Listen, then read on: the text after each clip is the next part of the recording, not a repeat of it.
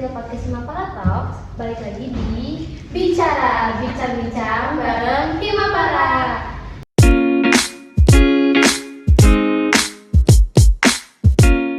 Setelah di episode sebelumnya, kita sempat membahas nih tentang bulan suci Ramadan. Kita jadi tahu gimana kondisi anak kos di perantauan pada saat bulan puasa. Nah, di episode kali ini kita bakal balik lagi dengan topik yang bakal menarik dari episode sebelumnya. Kalau misalnya di episode sebelumnya aku ditemenin sama Raka, tapi di sini aku punya partner baru. Boleh dong disapa penonton setia Himapara Talks? Hai semua, kenalin nama aku Bianca Rizky Putri. Kalian semua bisa panggil aku Bianca. Aku dari kelas APM 4 angkatan 2025. Nah, ini sih obrolan kita kayaknya bakal seru banget. Ngomong-ngomong, pernah gak sih kamu kepikiran lagi kuliah kayak gini tapi pengen juga nyambi sambil kerja?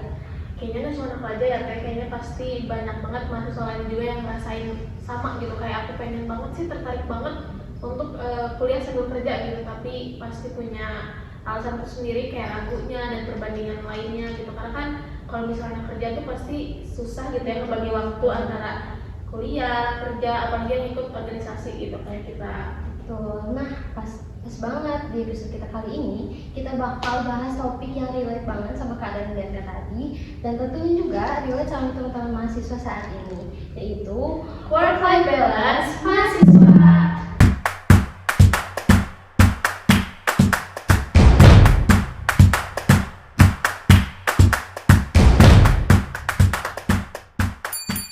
Khususnya untuk mahasiswa yang menjalani kuliah sambil kerja. Karena sekarang kan banyak banget ya mahasiswa yang gak cuma kuliah tapi juga nyambi sambil kerja, freelance, atau bahkan ada yang punya bisnis sendiri. Bener banget ya, aku tuh kadang penasaran sih kayak gimana sih cara mereka tuh ngebagi Bagi waktunya waktu, gitu. ya. Apalagi kan kalau misalnya ikut organisasi gitu kan kayak ngebagi kuliah, terus waktu kerja sama organisasi itu kan pasti Susah bikin kita bingung gitu ngebaginya gitu ya.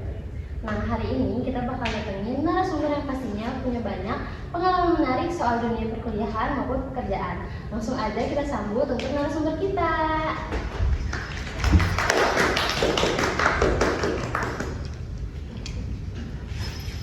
Nah, mungkin boleh dulu nih perkenalan diri. Oke. Kita nih bawain langsung masuk. Oke, mohon izin mungkin ya Ibu Mas dan juga Ibu Bianca. Perkenalkan nama saya Dian Ardiskulo. Saya dari Prodi APE, dari kelas APM 3 dan angkatan 2024 gitu. Nah, dia setahu aku nih kan dia selain kuliah dan organisasi tuh ada kegiatan lain yaitu kerja kan. Ya. Karena kebetulan nih teman-teman aku semalam tuh baru banget lihat Instagram story-nya dia ini kayaknya lagi jadi pelatih eskul sepak bola ya di sekolah. Ya.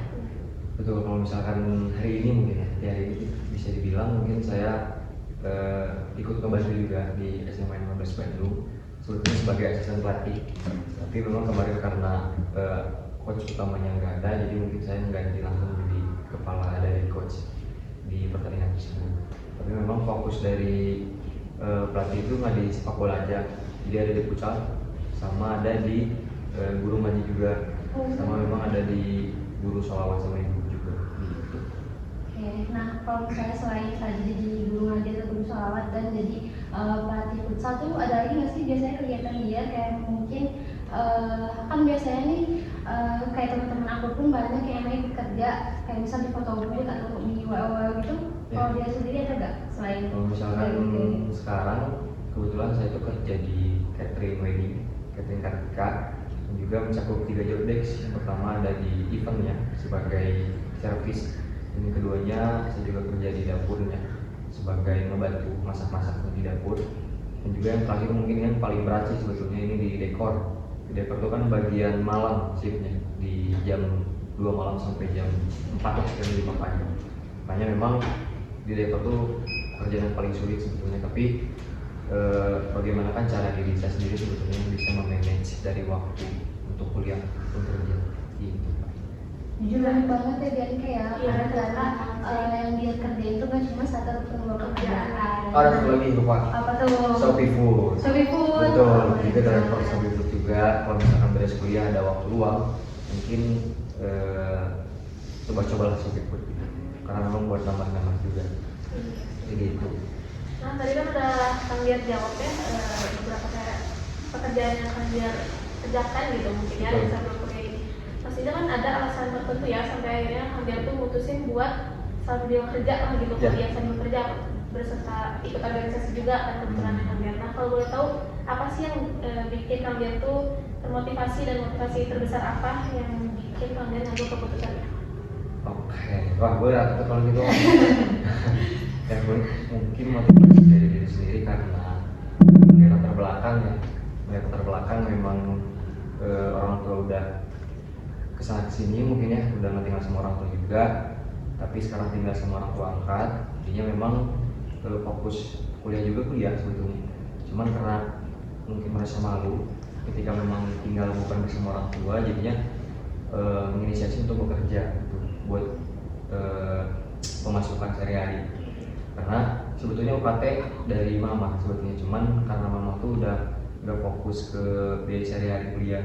Jadi untuk biaya sehari-hari kuliah untuk saat hari ini dari semua gitu, dari hari Senin, misalkan dari Senin sampai Jumat itu memang pure dari dana pribadi saya. Karena memang itulah motivasi mungkin ya, kenapa memang memilih bekerja itu paling. Nah terus kan tadi yang aku tahu juga kalau Kang Dian juga ikut organisasi gitu Betul. kan. Ya, karena kita semua satu organisasi. Nah karena itu kan ini sering banget juga sih jadi pertanyaan mahasiswa lainnya yang masih ragu gitu kan untuk milih kerja sambil kuliah gitu, untuk nyambil kerja sambil kuliah. Nah kalau misalnya menurut Kang Dian sendiri gimana sih cara membagi waktu antara kuliah, kerja sama organisasi? Kalau menurut pengalaman pribadi aku mungkin ya, kalau misalkan membagi dari 3 poin tersebut bisa dilihat dari prioritas. Kadang kita kan datang ke kampus, sebetulnya kita harus memprioritaskan kuliah. Kalau misalkan masalah organisasi dan juga kerja itu reward sebetulnya. Cara membaginya mungkin kalau misalkan saya pribadi, ketika memang ada tugas kuliah di awal, ya udah fokus aja di tugas kuliah. Jadi sisanya kalau misalkan kerja ataupun organisasi sebetulnya masih bisa di belakang. Tapi memang kalau misalkan saya pribadi karena memang sudah terikat kontrak dengan pekerjaan, jadinya memang agak susah membagi waktunya. Jadi memang harus ada yang diperbankan. Kayak kemarin itu ada Zoom dengan dosen, tapi di sisi lain ada juga kerja di jam 1 siang gitu. Jadinya masuk Zoom tapi sambil kerja, sambil masak. Makanya itu yang memang susah sih dari misalkan dari saya. Cuman kalau misalkan tips ketika memang mau ikut kerja ataupun mau ikut organisasi, lihat dulu kemauan diri kita. Karena kadang kalau misalkan kemauan kita kan ego banyak nih, ego ada, kita mau kerja, ego ada, mau kuliah ataupun mau organisasi. Cuman yang paling penting pasti kuliah sebetulnya. Karena kita kuliah tuh istilahnya mau mencari kerja kan sebetulnya. Cuma kan istilahnya kuliah tuh untuk menambah soft skill ataupun dari diri kita. Nah, yang aku penasaran lagi, sebenarnya sejak kapan sih dia itu mulai memutuskan nyambi itu sama kerja juga? Apakah mungkin emang udah terbiasa dari SMA, sekolah sambil kerja juga dan diteruskan kuliah atau seperti apa? Kalau awal kerja, Iya. awal kerja mungkin di SMA kelas 2 waktu itu. SMA kelas 2 waktu itu nyoba di daftar catering dulu. Alhamdulillah keterima, sampai sekarang di tahun 2026 dipercaya udah alhamdulillah udah penjabatan mungkin kalau misalkan di tahun 2026. Udah gitu sambil kerja di Shopee juga di SMA sampai sekarang masih. Dan juga pas kelas 3 tuh nyoba di restoran Labuan Bayangkal sebagai pencuci piring juga di sana. Wiswater mungkin ya kalau misalkan bahasa Inggrisnya mah. Nggak bahasa Inggrisnya nggak apa-apa. Iya, nggak apa-apa. Mungkin ya. Sama juga dari SMA tuh udah sih kurang lebih 3 itu aja. Karena selebihnya pekerjaan-pekerjaan yang kayak ngelatih sekarang memang udah pas kuliah sih kalau misalkan yang gitu. Berarti jadinya dari sekolah tuh udah terbiasa untuk nyambi sambil kerja dulu gitu kan? Betul. Nah, kalau misalnya kita dengerin dari dia tadi kan kegiatannya banyak banget kan, ternyata kerja itu emang gak cuma 1 atau 2 doang, tapi macam-macam gitu. Pastinya kan sering ngerasa capek tuh, apalagi kalau misalnya ada aktivitas, misal kuliah, kerja dan organisasi secara berdekatan. Nah, pernah nggak sih dia tuh ngerasa yang capek banget sampai ngerasa pengen nyerah pikiran buat korban salah satunya, kayak misal mungkin korban kuliahnya kah, kerjanya atau organisasinya? Jujur sebetulnya memang yang namanya kerja pasti lelah ya, sebetulnya nggak ada yang namanya lelah. Cuman di sisi lain kan karena memang punya tanggung jawab tersendiri, bagi kenapa kalau misalkan kita nggak kerja ataupun saya nggak kerja kan nggak bisa jajan misalkan di kuliah ataupun nggak bisa ikut bantu-bantu di rumah. Itu sih yang pertama. Kalau misalkan kenapa nggak pernah nyerah sampai hari ini, karena memang tanggung jawab pun lebih besar daripada apa yang kita korbankan sebetulnya. Makanya ketika memang kita istilahnya bekerja itu ibadah, itu rezeki sebetulnya. Sebenarnya kalau misalkan kita dapat rezeki yang melimpah, yaitu reward dari Tuhan sebetulnya. Sebetulnya pernah ngorbanin satu banyak tugas yang nggak terrealisasi lah sama aku. Karena kadang-kala ketika kerja itu kita fokus sama pekerjaan, kita nggak bisa bawa HP, kita istilahnya nggak bisa buka sosmed dan lain-lain. Makanya ketika deadline tugas jam sekian misalkan ataupun pas pada saat itu kerjaan, jadi saya itu lupa buat ngesamping dari apa sih tugasnya. Karena tugas itu sebetulnya udah dikerjain dari waktu hari, cuman karena memang saya orangnya nyantai gitu ya, dan juga sistem tugas malam jadinya lupa untuk bisa komitmen gitu. Jadi dampak negatifnya mungkin di akhir pas ada penilaian tugas dari dosen, jadinya tuh menurun lah, ya maksimal juga sebetulnya gitu. Nah kalau misalnya tadi kan itu mungkin punya pengalaman sempat lupa sampai tugas. Nah ada lagi nggak sih hal yang paling sering dikorbanin kalau misalnya lagi kuliah atau kerja, semisal tenaga, waktu main bareng temen ataupun ngorbanin waktu istirahat dia? Wah sering banget, itu udah jadi kebiasaan lah. Karena jujur kalau misalkan di hari ini juga jika bekerja sambil berkuliah, kadang waktu yang memang sama teman-teman lah, teman-teman hima, misalkan teman-teman yang ada di rumah tuh kadang memang nggak ada gitu. Karena selebihnya saya itu fokus di pekerjaan juga. Kadang kalau misalkan punya waktu luang nih, bukan memang ketemu sama anak-anak, tapi malah ngurungin Shopee Food, Shopee Food. Yes. Nah itu malah ngurungin Shopee Food. Jadinya memang karena memang mindsetnya udah bekerja, jadi udah nggak ada apa sih istilahnya, udah gak ada kemauan lagi buat kumpul sama anak-anak lain gitu. Karena udah punya tanggung jawab yang besar, meskipun memang bukan hari ini tanggung jawab sebagai ayah, tapi memang harus diganti untuk hari ini sebagai ayah gitu kan. Nah tadi kan kalian udah nyebutin ya, kebetulan kayak lebih fokusin ke kerja juga gitu, kayak kan kerja juga di buat sehari-hari gitu ya, untuk kebutuhan Kanggiar terkait kuliah gitu kan. Nah kalau menurut Kanggiar sendiri, work-life balance itu penting nggak sih gitu, dengan tetap bisa seimbang antara kuliah, kerja maupun organisasi tanpa salah satunya tuh diabaikan gitu? Berarti work-life balance itu keseimbangan. Iya, seimbang antara kuliah, kerja maupun organisasi. Iya. Sama Oh iya. kehidupan sehari-hari juga. Oh ya. Menurut saya pribadi itu memang harus seimbang ya. Karena kalau misalkan salah satunya runtuh, kadang dari diri kita sendiri juga bakal malas ataupun bakal istilahnya runtuh satu nih, misalkan kuliah misalkan karena udah enjoy cari uang, jadinya nggak usah kuliah deh, ataupun nantilah tugas malah, jadi banyak nanti-nantilah antara kuliah dan juga misalkan organisasi ataupun pekerjaan. Makanya mendingan dikesimpangkan aja, karena ketika memang diseimbangkan nanti juga dapat istilahnya reward dari masing-masing poin tersebut gitu. Misalkan karena memang saya juga di hari ini kenapa memilih untuk organisasi, karena memang saya percaya ketika memang saya istilahnya ada niat untuk mencari diimbangi dengan organisasi, jadinya itu ada feedback dari masing-masing poin tersebut yang memang sampai hari ini tuh kena lah feedback dari ketiga poin tersebut. Nah tadi kan dari keseimbangan itu pasti tetap ada. Kanggiar tuh ngerasa, tadi kan yang bilang juga kayak capek itu pasti ada. Yeah. Nah pernah sih sampai ngerasa kayak ada burnout gitu atau stres gitu tuh, kalau Kanggiar tuh ngerasanya biasanya tanda-tandanya tuh apa kalau mulai ngerasa stres dan burnout gitu? Terus cara Kanggiar buat nyelesain atau ngilangin burnout tuh gimana solusinya? Kalau misalkan udah di titik terendah mungkin ya, kalau misalkan tidak ada pilihan.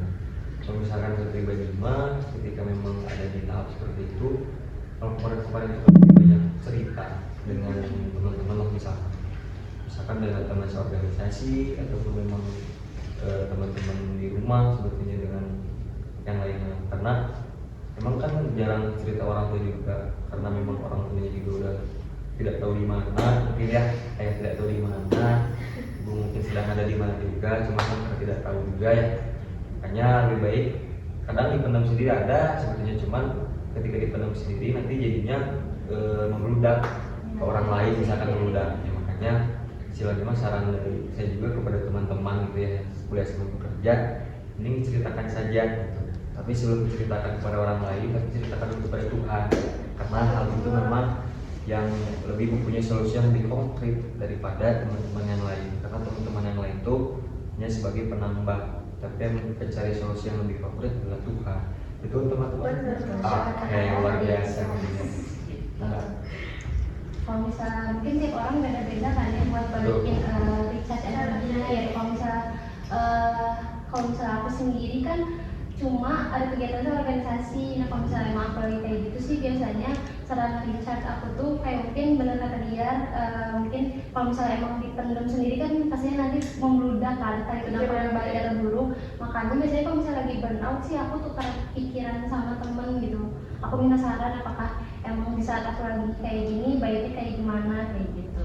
Ya pasti kayak kurang lebih sama mungkin ya, rata-rata orang tuh pasti solusinya cerita ke orang, meskipun emang ada juga orang yang tipenya tuh ya pendem gitu, tapi benar yang kata dia pasti lebih baik diceritain ke orang daripada nanti membludak suatu saat dan jadi nambah masalah gitu kan ya. Nah selama kegiatan dia kerja dan kuliah terus ada organisasi juga, ada nggak sih yang dirasain hal positif setelah melakukan banyak kegiatan itu, dan ada juga nggak sih dampak negatif selain tadi jadi kinerja di kelasnya menurun dan lalu ke nilai gitu. Dampak positif sama negatif mungkin ya dari ketiga poin dari organisasi, kuliah sama kerja gitu. Kalau misalkan dampak positif dari organisasi mungkin terasa banget ya, karena di sisi lain kan saya sebagai kepala departemen SDM juga mempunyai anak-anak di PSDM, serta ada teman-teman pimpinan yang lain dari departemen lain, juga ada staf-staf lain yang lain juga dari departemen lain.